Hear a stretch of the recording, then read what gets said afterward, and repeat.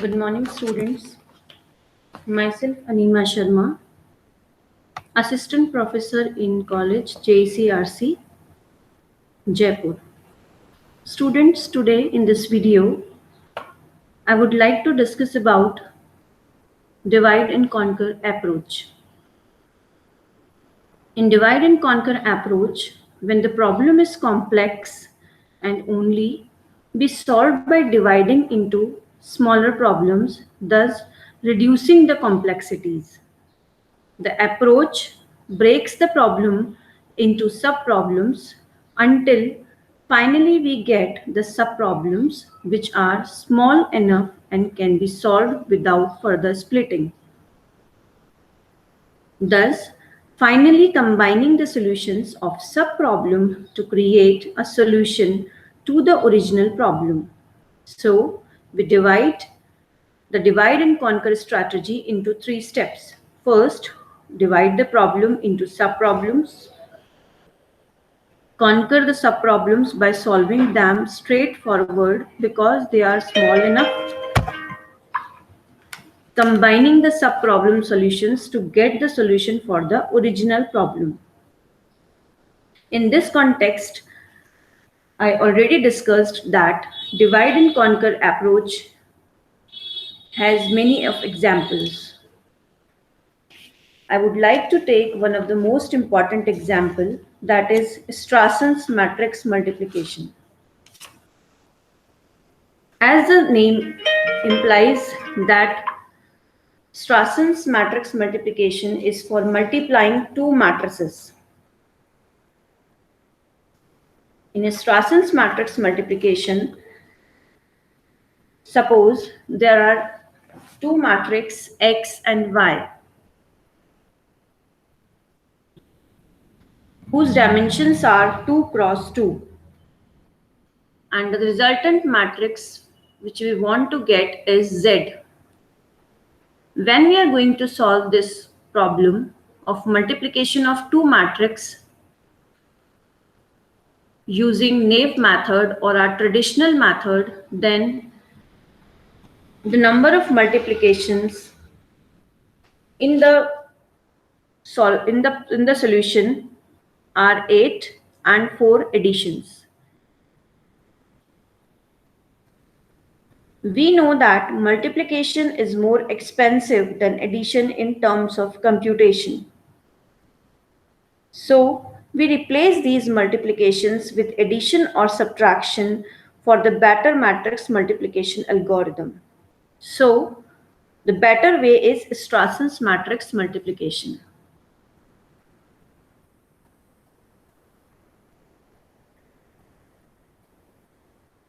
Strasson's matrix multiplication uses some of the formulas to calculate the multiplication of two matrices of dimension 2 cross 2.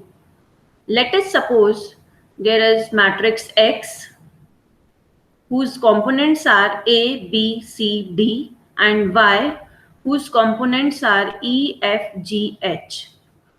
Using the Strasson's computation method, we have some formulas, that is M1 is equals to A plus C into E plus F. M2 is equals to B plus D into G plus H. M3 is equals to A minus D into E plus H. M4 is A cross F minus H. M5 is C plus D into E. M6 is equals to A plus B into H. And finally, M7 is equals to D into G minus E. After calculating the values of M1 to M7, we put these values in the final computation formulas. That is the components of Z, the resultant matrix. So the I consists of M2 plus M3 minus M6 minus M7. J is equals to M4 plus M6. K is equals to M5 plus M7.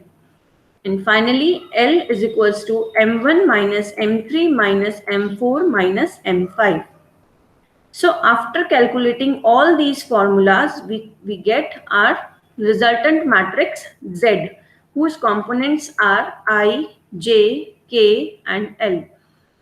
So, in final conclusion, I will conclude with this, that Strasson's matrix multiplication, the number of multiplication are less if the dimensions of the matrix also increases as compared to the traditional or naive method. Now, how we're going to apply these formulas on our program? So for this, I'm showing you a program of Strasson's matrix multiplication.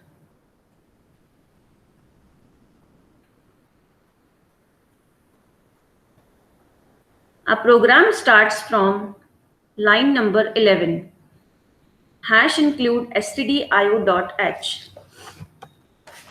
As we all know, this is a standard input-output library in which several input-output functions are written. So we have to include this in our program. Next, line number 12 is integer main. So every program has the main function. Whatever we have to written in the main body should be enclosed in the curly braces.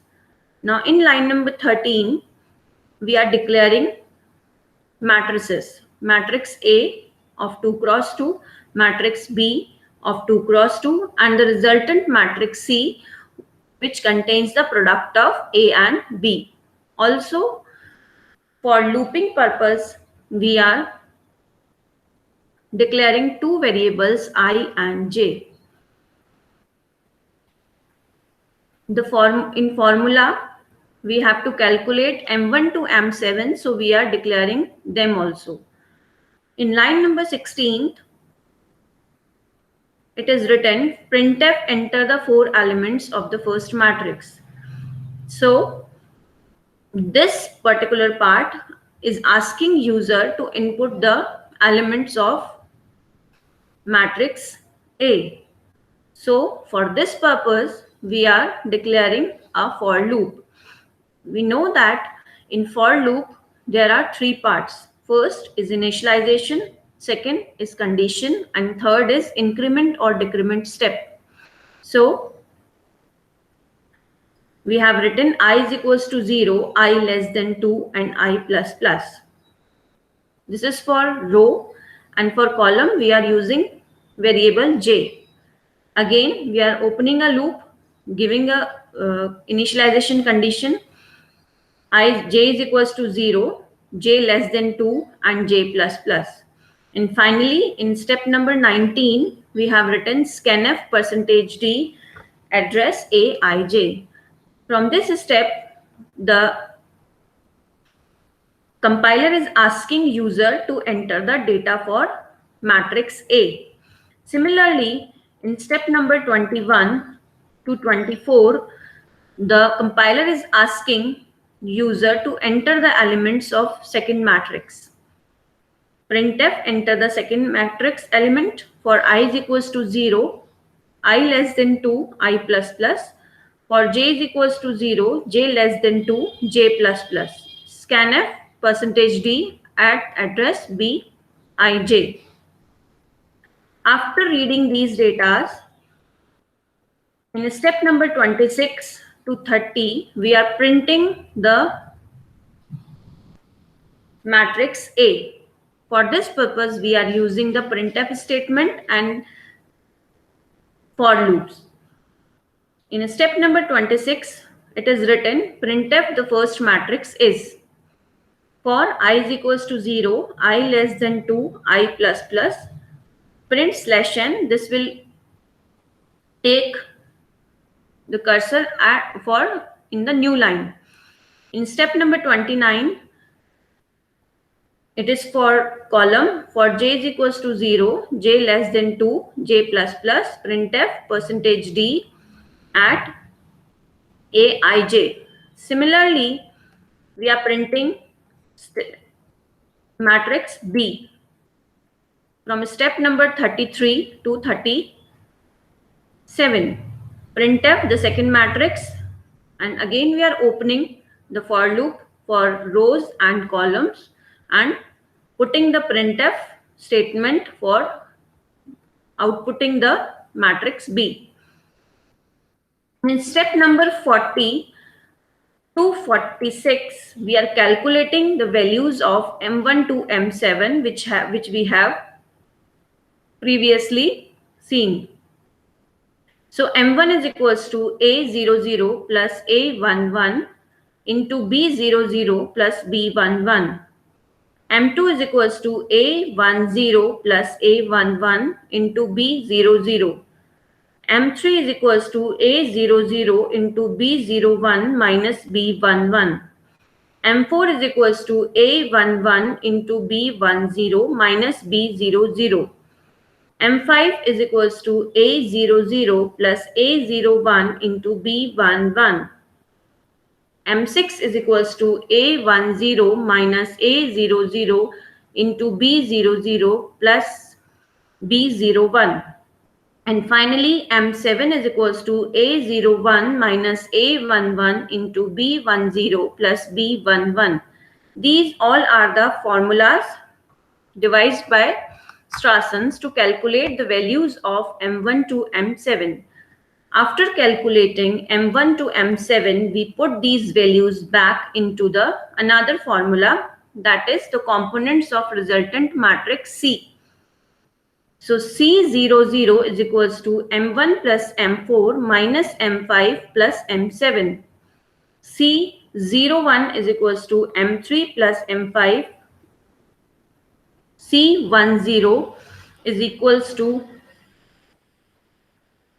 M2 plus M4. C11 is equals to M1 minus M2 plus M3 plus M6. Finally, we have to print out this matrix C. So, we are using for loop here and printf statement, and for I and j, we have to put loops. Finally, after printing these, we have to close the main function and return the value. So after this, I'm showing you the results in the output screen. After pressing this run button, when we are going to run this program, then it is written enter the 4 elements of the first matrix.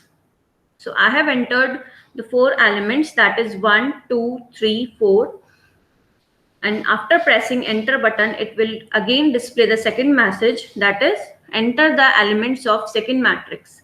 So I have entered 1, 2, 4, 4. After pressing the enter button, it will be showing the final result of 2 matrices.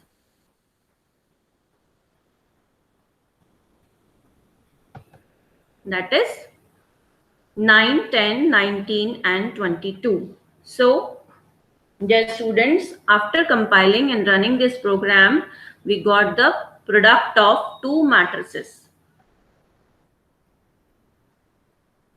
Thank you.